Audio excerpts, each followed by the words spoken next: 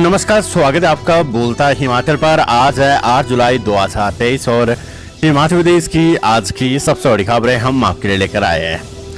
हमेशा की तरह आप इस वीडियो को लाइक कर दीजिएगा। चैनल पर नहीं जुड़े चैनल को आप सब्सक्राइब जरूर करें। पेश है आज की सबसे बड़ी खबरें। बी फार्मा आयुर्वेदिक महाविद्यालय में महंगी हुई पढ़ाई, फीस में 10% की बढ़ोतरी। हिमाचल प्रदेश के एकमात्र राजकीय बी फार्मा आयुर्वेदिक महाविद्यालय में पढ़ाई महंगी हो गई है। महाविद्यालय में फीस में 10% की बढ़ोतरी की गई है। लिहाजा प्रवेश लेने वाले विद्यार्थियों को इस बार पिछले साल के मुकाबले अधिक फीस देनी होगी। फीस बढ़ाने की अधिसूचना कॉलेज प्रशासन की ओर से जारी कर दी गई है। मिली जानकारी के अनुसार पहले सेमेस्टर के विद्यार्थियों को इस बार 35,650 रुपए फीस जमा करवानी होगी। हिमाचल प्रदेश में भांग की खेती के लिए पंचायती राज संस्थाओं के प्रतिनिधियों को जल्द प्रशिक्षित किया जाएगा। नौनी विस्तालय और चौधरी श्रवण कुमार कृषि विस्तालय पालमपुर कांगड़ा के माध्यम ये प्रशिक्षण दिया जाएगा। इसका निर्णय औषधीय व औद्योगिक उपयोग के लिए भांग की खेती को वैधता प्रदान करने के संबंध में प्राधिकृत समिति की ओर से आयोजित बैठक में लिया गया है। बैठक की अध्यक्षता राष्ट्रीय बागवानी मंत्री जगत सिंह नेगी ने की। उन्होंने कहा कि नशा मुक्त भांग की खेती संभव है और भांग के औषधि और औद्योगिक उपयोग का लाभ उठाना आवश्यक है। इस दौरान उन्होंने सोलन जिले के विभिन्न पंचायती राज संस्थाओं के प्रतिनिधियों से इस महत्वपूर्ण विषय पर चर्चा की है। उन्होंने कहा कि प्रदेश सरकार भांग की खेती को वैधता प्रदान करने के संबंध में सभी की राय एवं सुझावों पर चर्चा के उपरांत राज्य हित में निर्णय लेगी। मुख्यमंत्री सुखविंदर सिंह सुक्खू ने कहा कि प्रदेश सरकार हिमाचल के पवित्र स्थलों व शक्तिपीठों की यात्रा को सुगम बनाने, यात्रियों को विभिन्न सुविधाएं उपलब्ध करवाने के लिए सक्रियता से कार्य कर रही है। उन्होंने कहा कि भंग किए जा चुके हिमाचल प्रदेश कर्मचारी चयन आयोग हमीरपुर के 6 पोस्ट कोड के परिणाम घोषित कर दिए गए हैं। इसके अतिरिक्त सतर्कता जांच से वार अन्य परिणाम घोषित करने के लिए प्रक्रिया जारी है। उन्होंने कहा कि जूनियर ऑफिस असिस्टेंट JOIT की भर्ती प्रक्रिया पूर्व भाजपा सरकार के कारण कानूनी पेचीदगियों में फंसी है और वर्तमान प्रदेश सरकार ने अभ्यर्थियों को राहत पहुँचाने के दृष्टिगत सर्वोच्च न्यायालय से शीघ्र इसकी सुनवाई के लिए आग्रह किया है। उन्होंने कहा कि सानन जल विद्युत परियोजना की पट्टे की अवधि वर्ष 2024 में पूरी हो रही है। कानून के अनुसार पंजाब को ये परियोजना हिमाचल प्रदेश को वापस कर देनी चाहिए। उन्होंने कहा कि प्रदेशवासियों की सुविधा के दृष्टिगत वर्तमान प्रदेश सरकार द्वारा वर्तमान में विभिन्न गैर जरूरी कानूनों को निरस्त और संशोधित करने की प्रक्रिया जारी है। मुख्यमंत्री ने कहा कि राज्य के वनों में सूखे पेड़ों को निकालने की प्रक्रिया में तेजी लाने के लिए वन विभाग और हिमाचल प्रदेश वन विकास निगम को निर्देश दिए गए हैं। राज्य सरकार शीघ्र ही बैठक आयोजित कर इसके लिए रूपरेखा तैयार करेगी। इससे पूर्व चिंतपूर्णी पहुंचने पर पार्टी कार्यकर्ताओं ने मुख्यमंत्री का गर्मजोशी से स्वागत किया। प्रदेश के सरकारी स्कूलों में पढ़ने वाले विद्यार्थियों की वर्दी का रंग फिलहाल नहीं बदलेगा। इस शासन में पुराना ड्रेस कोड ही लागू रहेगा। शिक्षा विभाग की ओर से इस संदर्भ में स्कूलों को लिखित निर्देश जारी कर दिए गए हैं। इन निर्देशों के बाद असमंजस में चल रहे अभिभावकों के साथ प्रदेश के सैकड़ों वर्दी विक्रेताओं के लिए भी राहत की खबर सामने आई है। क्योंकि एक तरफ जहां बच्चों के माता पिता समझ नहीं पा रहे थे कि वर्दी के लिए कपड़ा खरीदे या नहीं, वहीं दूसरी ओर दुकानदार असमंजस में थे कि यदि वे कपड़ा लाते और यदि स्कूलों में वर्दी का ड्रेस कोड बदल गया तो उनके कपड़े की तो बर्बादी हो जाएगी। दरअसल प्रदेश में नई सरकार के बनने के बाद शिक्षा विभाग में वर्दी के वितरण को लेकर काफी बदलाव किए गए हैं। ऐसे में इस बात पर भी मंथन चल पड़ा था कि वर्दी का रंग बदला जा सकता है, लेकिन अभिभावकों की सुविधा को देखते हुए सरकार ने फिलहाल इस शासन में निर्णय टाल दिया है। जिला ऊना के अरोली क्षेत्र में निर्मित होने वाले बालक डाक पार्क हिमाचल प्रदेश को देश के फार्मा हब के रूप में स्थापित करने में भी सहायक सिद्ध होगा। मुख्यमंत्री ठाकुर सुखविंदर सिंह सुक्खू ने कहा कि राष्ट्रीय महत्व की ये परियोजना प्रदेश के मौजूदा फार्मा पारिस्थितिकी तंत्र को मजबूत करने के लिए महत्वपूर्ण भूमिका निभाएगी। राज्य सरकार इस महत्वाकांक्षी परियोजना को समयबद्ध पूरा करने के लिए कृत संकल्प है। उन्होंने कहा कि राज्य सरकार हिमाचल को निवेश अनुकूल राज्य के रूप में विकसित करने की दिशा में कार्य कर रही है। संभावित निवेशकों को सभी सुविधाएं उपलब्ध करवाने के लिए ठोस कदम उठाए जा रहे हैं। इससे स्थानीय युवाओं को रोजगार के अवसर भी उपलब्ध होंगे।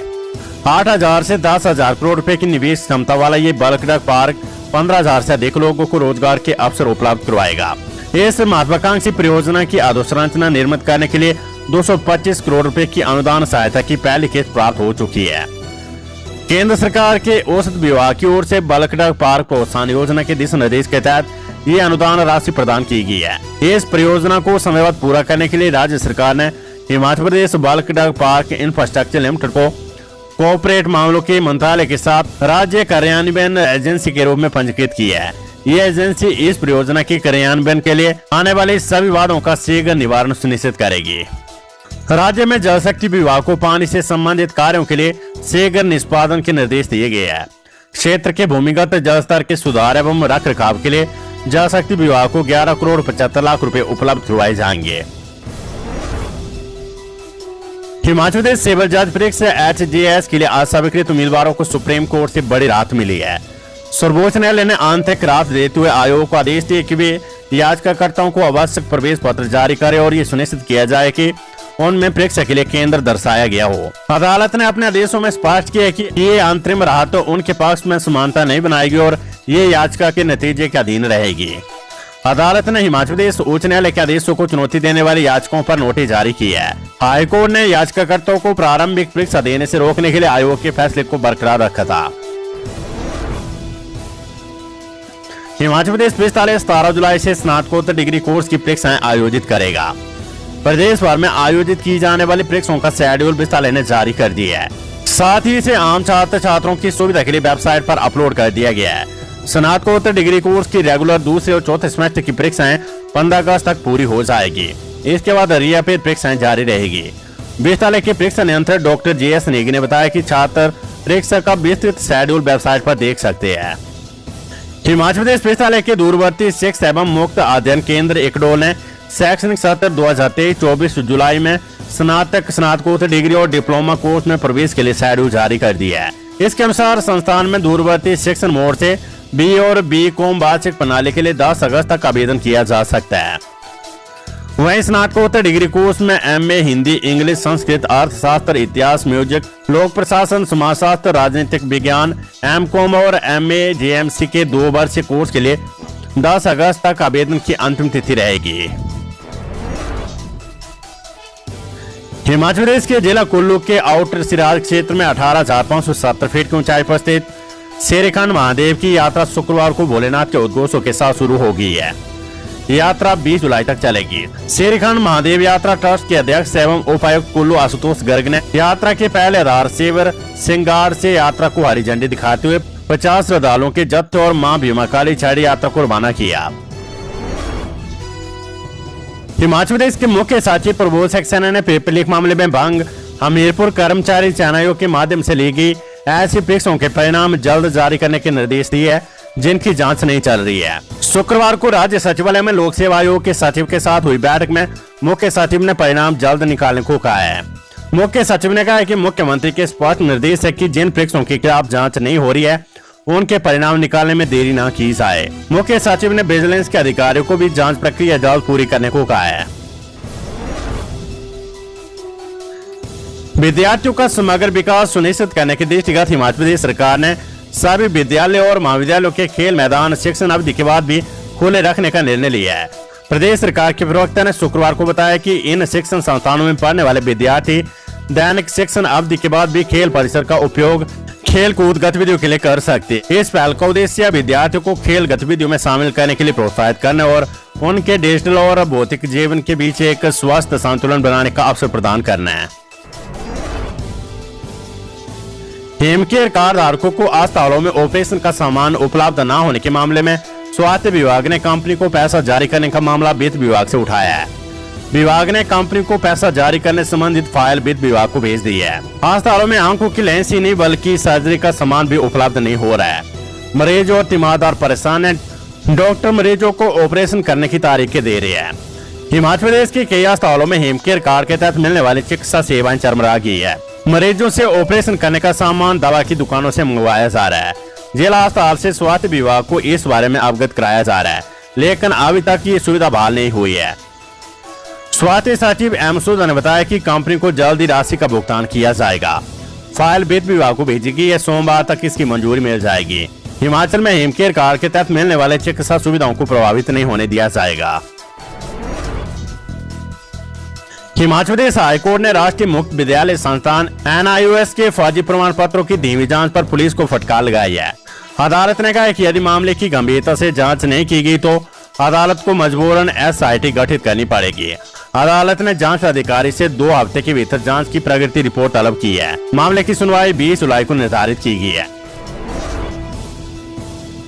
हिमाचल प्रदेश स्कूल शिक्षा बोर्ड ने अगस्त 2023 में संचालित की जाने वाली 10वीं और 12वीं कक्षा की अनुपूरक परीक्षाओं में आवेदन करने की तिथि बढ़ा दी है।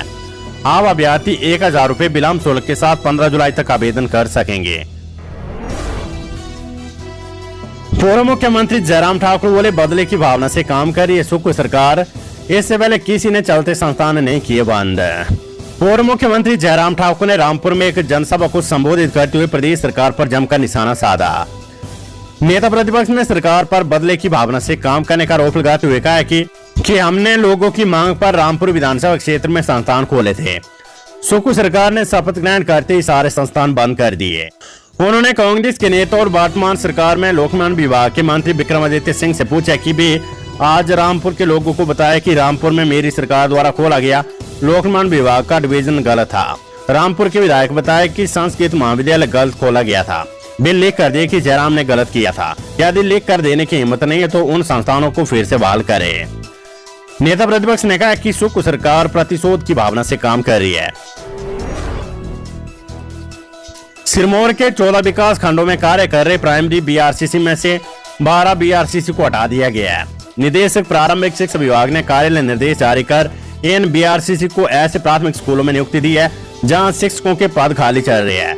वर्तमान में सिरमौर जिले में 15 शिक्षा खंड है।